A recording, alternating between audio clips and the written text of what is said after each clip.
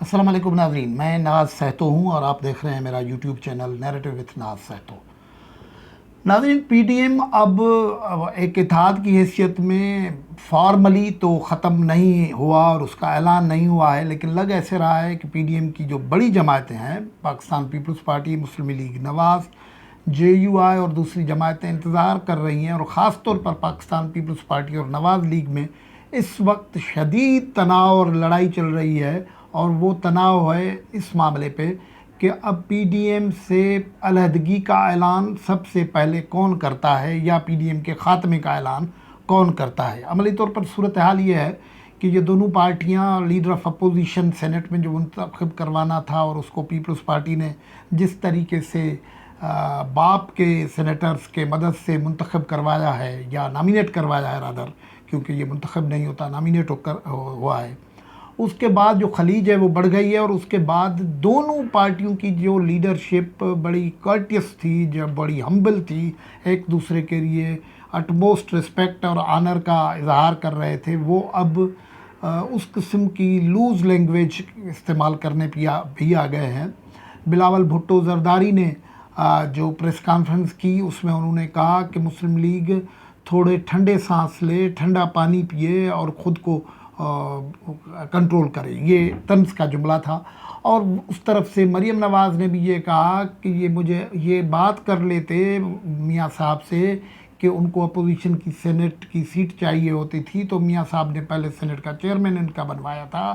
اور بہت سارے ان کے معاملے کروائے تھے، تو یہ بھی سیٹ ان کو دے دیتے۔ انہوں نے باپ کے ووٹر سے سینٹ کا اپوزیشن لیڈر بنوایا ہے، اور ان کو پتہ ہے کہ باپ کے ووٹر باپ کے اشارے کے سوا کام نہیں کرتے، یہ بھی طنزیہ جملہ تھا جو ہم نے دیکھا ہے۔ تو یہ صورتحال کافی گمبھیر ہو گئی ہے۔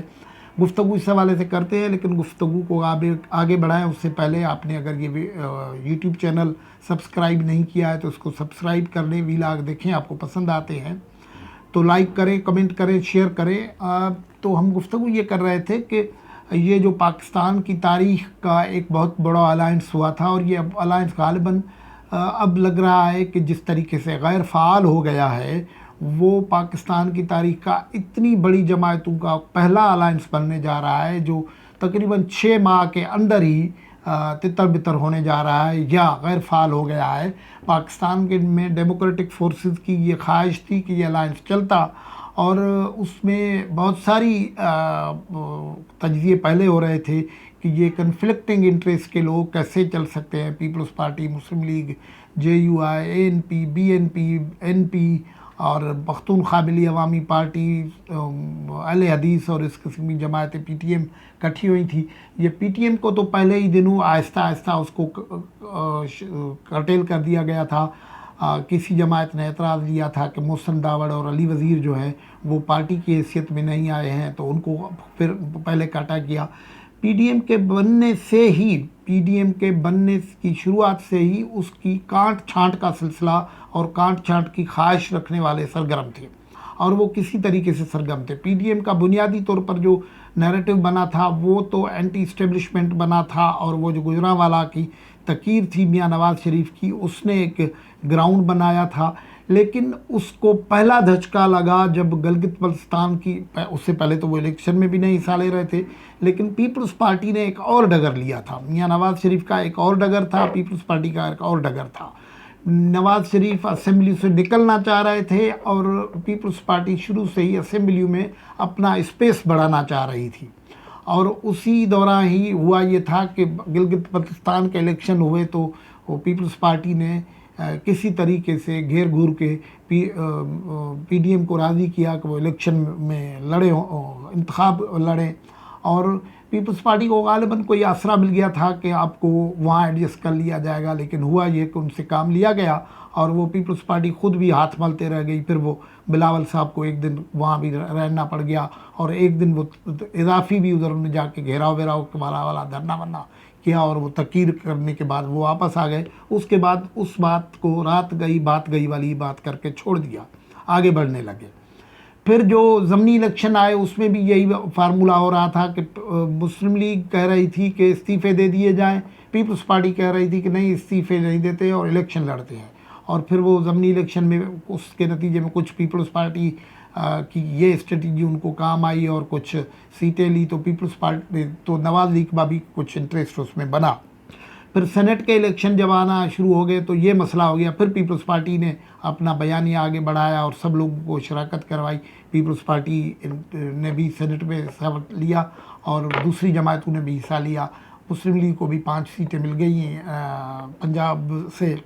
جے یو آئی کو بھی کچھ سیٹیں ملی اور پیپلز پارٹی کو بھی سیٹیں ملی۔ تو سینٹ کے چیئرمین کے لیے ناظرین معاف کیجیے گا، سینٹ کے اسلام آباد والی سیٹ کے لیے یوسف رضا گیلانی کو کھڑا کیا گیا اور پیپلز پارٹی نے، وہ ملتان سے یوسف رضا گیلانی آئے اور ان کو پیپلز پارٹی اس دوران بالکل ہی اوپن ہو گئی کہ وہ اسٹیبلشمنٹ کی اس کے آشیرواد حاصل ہے، اور بلاول بھٹو زرداری نے برملا کہا کہ وہ اسٹیبلشمنٹ نیوٹرل ہو گئی ہے، ہم یہ سمجھتے ہیں کہ نیوٹرل ہے۔ پھر یوسف رضا گیلانی جیت بھی گئے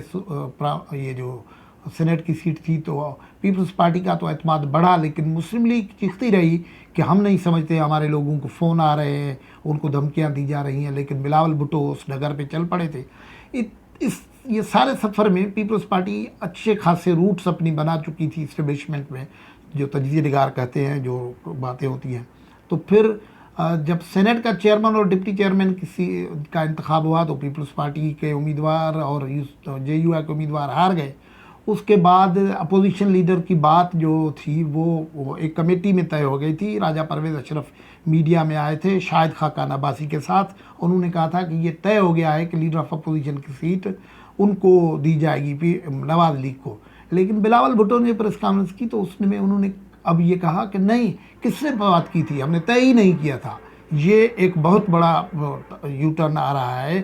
کہ وہ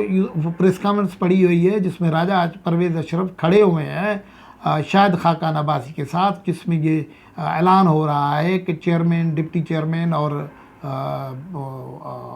لیڈر آف اپوزیشن کی ڈسٹریبیوشن کیسے ہوگی۔ لیڈر آف اپوزیشن کی سیٹ نواز لیگ کے پاس جائے گی۔ بلاول بھٹو آج بالکل ہی کہہ رہے ہیں کہ نہیں، یہ ہم سے بات کرتے، بلاول سے بات کرتے، میرے والد سے بات کرتے جو تو بات ہو جاتی۔ یہ نذیر تارڑ جو اعظم نذیر کو وکیل کو بنایا ہے، اس پہ ہمیں تحفظات ہیں۔ اب پوچھنے والے تو یہ سوال 12 پوچھ رہے ہیں کہ آپ کہہ رہے ہیں کہ وہ بے نظیر بھٹو کے قتل میں ملوث کوئی پولیس افسر ہیں، ان کا یہ وکیل ہے۔